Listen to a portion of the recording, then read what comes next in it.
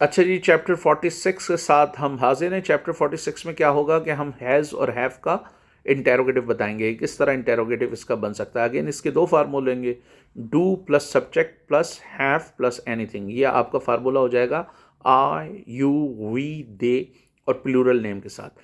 He she name के साथ क्या हो जाएगा, does plus subject plus have plus anything. ठीक है, तो do you have a book, क्या तुम्हारे पास किताब है। Do you have a book to read, क्या तुम्हारे पास पढ़ने के लिए किताब है। Do you have any book, क्या तुम्हारे पास कोई किताब है। And do you have any book to read. चार तरीकों से आप इसको बना सकते हैं और चारों की आपको बच्चों की तरह प्रैक्टिस करनी पड़ेगी, वरना आप कंफ्यूज होंगे।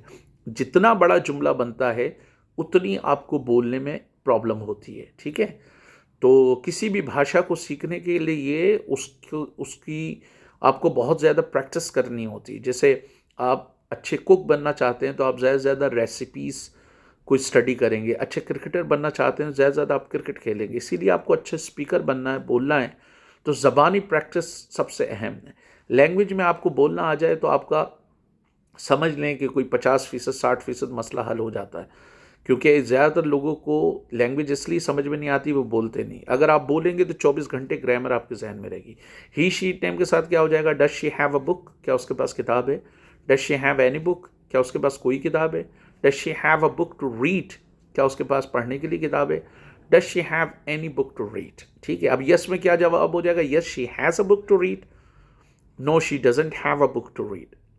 अब अगेन जवाब ये सारा आप पे डिपेंड करता है कि आप क्या कहना चाह रहे हैं।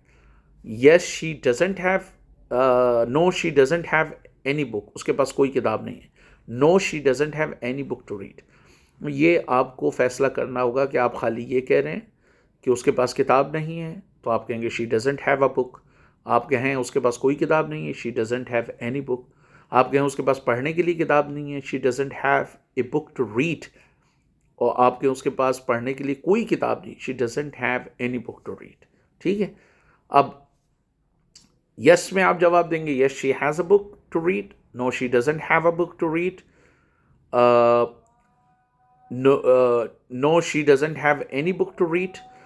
ये जो मैं सेंटेंसेस बोल रहा हूँ इसको आप पॉज कर करके बार बार देख भी सकते हैं। और मैंने नोटिस किया है कि बहुत सारे लोग इंडिया में जो है वो जो हमारे लेसन हैं, लेसन को वो सब टाइटल के साथ देख रहे हैं। तो आप सब टाइटल के साथ देखें, ये बड़ा आसान होगा।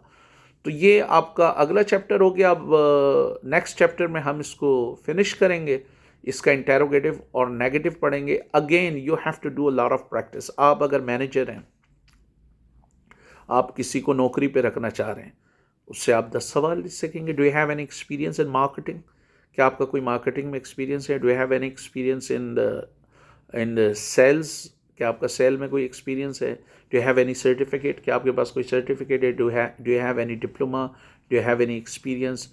Do you have any understanding of emerging trends in business, क्या बिजनेस में जो इमर्जिंग ट्रेंड्स हैं उसमें कोई आपका एक्सपीरियंस है। इसी तरह आपसे आपके वालिद पूछना चाहें कि भाई आपने फ़लाँ बंदे को रखा है, क्यों रखा है। Does he have any experience, क्या उसके पास कोई एक्सपीरियंस है। Does he have any marketing skills, क्या उसके पास कोई मार्केटिंग स्किल्स हैं। Does he have any understanding of artificial intelligence, क्या उसके आर्टिफिशियल इंटेलिजेंस की कोई अंडरस्टैंडिंग है। Does he have any understanding of European market, क्या उसकी यूरोपियन मार्केट की कोई अंडरस्टैंडिंग है। Does he have any understanding of American market, क्या उसकी अमेरिकन मार्केट की कोई अंडरस्टैंडिंग है। तो आपको ये गौर करना पड़ेगा कि जब आपने कोई स्ट्रक्चर सीख लिया तो हम आम गुफ्तगू में, अपने बिजनेस में, अपने नौकरी के हवाले से, अपनी रोज़मर्रा की गुफ्तगू में उसको किस तरह इस्तेमाल कर सकते हैं। ये इस्तेमाल करना कोई मुश्किल नहीं है, प्रैक्टिस आपको करनी पड़ेगी। इंटेरोगेटिव का आप यही कंफ्यूज रहेंगे कि डस कहाँ लगेगा, डू कहाँ लगेगा। तरीका क्या है, do you have a book, do we have a book, do I have a book, do they have a book, does she have a book, does he have a book, does Arun have a book, does Aslam have a book. ठीक है, इसी तरह do you have any book, do I have any book, do we have any book, do they have any book, do Aslam and Nadeem have any book, does she have any book, does he have any book, does Kabir have any book. ठीक है, इसी तरह Do you have any book to read? Do I have any book to read? Do we have any book to read? Do they have any book to read? Does she have any book to read? Does he have any book to read? Does Kabir have any book to read? You know, does Abhishek or whatever, like name जो भी आप रखना चाहें. तो आपको ये समझना है कि आम गुफ्तगू में हम इसको कैसे इस्तेमाल कर सकते हैं और उसको इस्तेमाल करें. अगला चैप्टर में हम इस कंस्ट्रक्शन को मसलन ज़माना हाल में कंप्लीट कर लेंगे.